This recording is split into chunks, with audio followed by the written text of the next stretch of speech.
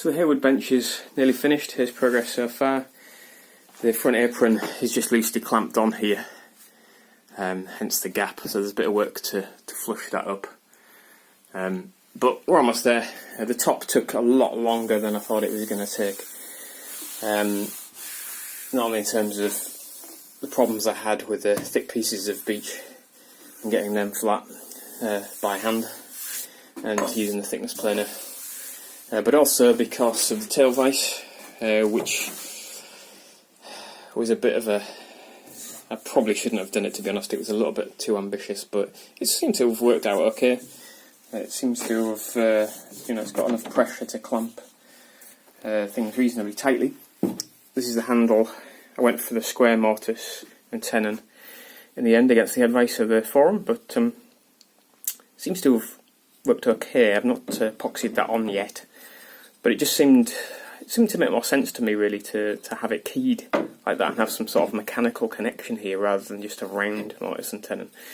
Obviously I understand that the pressure builds up towards the edges of the tenon, but this is strong, this beech. It's pretty strong. That goes on here, and yeah, seems to spin freely, clamps up nicely in there. Got to drill a dog hole in these to get them in. I've got this bit from Fine Tools. I think it's a Shinwa one, actually. It's Japanese. Really nice piece of kit, that, for £10. So we'll see how that works out. But yeah, the beech is a pain, to be honest. I mean, take this for example. I had to plane down this front piece. I glued on this front piece, and these edge caps are obviously screwed on. But I made these a little higher than the main part of the bench, just so I could plane them flush once it was all put together. But took this low angle jack and passed it down here. You can see here it's a really rare patterned, rare grain beech, and it was beautiful down here, beautiful shavings all the way down here, and then bang, right here. Can we see that?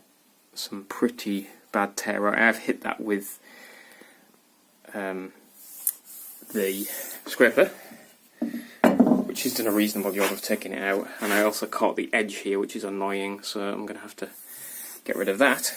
But yeah, you just seem to hit random bits. I mean, if you look at the sort of uphill, downhill orientation of the grain here, it's all going in that direction, but here it tears out, and it's still going in the right direction, and really badly tore out as well.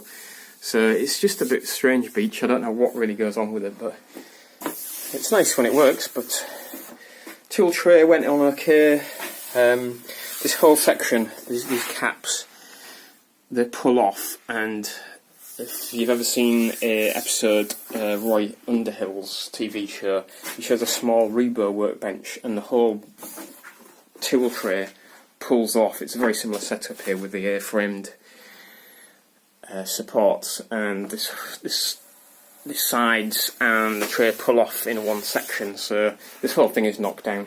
I think I demonstrated in the previous video, but we've got the kind of bed bolts here, which mean the whole thing can be pulled apart and transported, despite it being a reasonable size. It's 1.5 metres in length, which is big enough for this garage workshop, and we've still got sort of a workable width here of about 43 centimetres. Overall width is pretty much bang on 60, and yeah, total length at 1.5, so it's a good usable bench for this space. I've got to fit the front vise yet, that's another to do. I've got our old record vise that I've restored, which is going to go here, just like it is in the picture. Still undecided about painting the base. I think I probably will, but we'll see what happens there. There's a few things that I'm not very happy with. For example, I made a miscalculation on these edges. We've got a gap here, so I'm going to kind of 45-degree angle them. Same on the the other side.